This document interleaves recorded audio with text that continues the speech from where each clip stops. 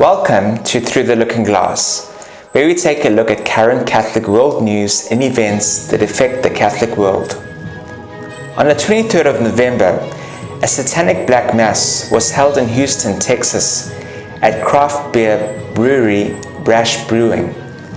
The Black Mass was held by members of the Houston chapter of the Satanic Temple, calling the event an evening with the beast. It was a sold-out event, the first public ritual of its kind for the chapter. It was held at 11 p.m. in conjunction with the release of the brewery's ale named Black Masses. Houston-based Catholics held a rosary rally in reparation for the Mass. And I quote, "We are appalled and outraged to learn that such an affront to our Lord is in the works in our city," end quote. Rally organizer Elvia Lever told Catholic media outlet Church Militant. For a closer look at this concerning event, please watch this week's canon. A group of Catholic sisters will be singing at this year's National Christmas Tree Lighting Ceremony at the White House. The White House's official website for the event states that this American tradition dates back to 1923, when President Calvin Coolidge walked from the White House to the Ellipse Park to light a 48-foot fir tree covered with colored bulbs.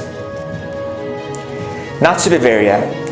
Last week, on the feast of the presentation of the Blessed Virgin Mary, Cardinals Muller and Serra both attended a pontifical mass at the Abbey of Kloster Weltenberg. This was followed by the presentation of Cardinal Serra's latest book, The Day is Now Fast Spent. In his comments, the prefect of the Congregation for Divine Worship and the Discipline of the Sacraments once again spoke about the urgent need to restore a reverent manner of distributing and receiving Holy Communion. Cardinal Serra, like Pope Benedict XVI, is a strong advocate for the faithful to receive our Lord in the Eucharist on the tongue and kneeling. There has been a consistently good example coupled with clear teaching on this matter from Pope Benedict XVI, Cardinal Arends, Cardinal Cañizares, Cardinal Burke, Cardinal Serra, and Bishop Athanasius Schneider, and others.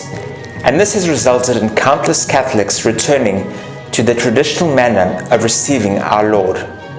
We will explore this deeply important issue in greater depth in a future installment of the canon. American priest Father Richard Hellman received a reply to his gesture of 2 combat rosaries sent to President Trump and Melania a while back. We read on his Facebook page, and I quote, "So this just happened. Wow. Many of you recall when I sent these rosaries to President Trump and Melania. These were attached to 165 first-class relics of saints, including a relic of the true cross and a verified piece of the veil of the Blessed Mother. I am so happy they now have these mighty sources of supernatural grace near them, and I am overjoyed watching the continual spiritual transformation of this great fighter.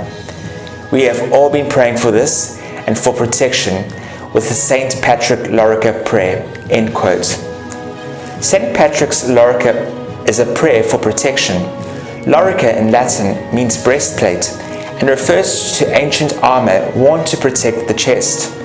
An old tradition has it that on Easter morning, as St. Patrick and his band of missionaries processed toward the king's court, they chanted the sacred Lorica, called the Deer's Cry, specially composed by St. Patrick for their protection. From me, Dan, and the Quid Verum team, that is all for now. Please pray for our church. And in this month of All Saints and All Souls, let us remember to pray for the faithful departed. May Saint Michael protect us all. God bless.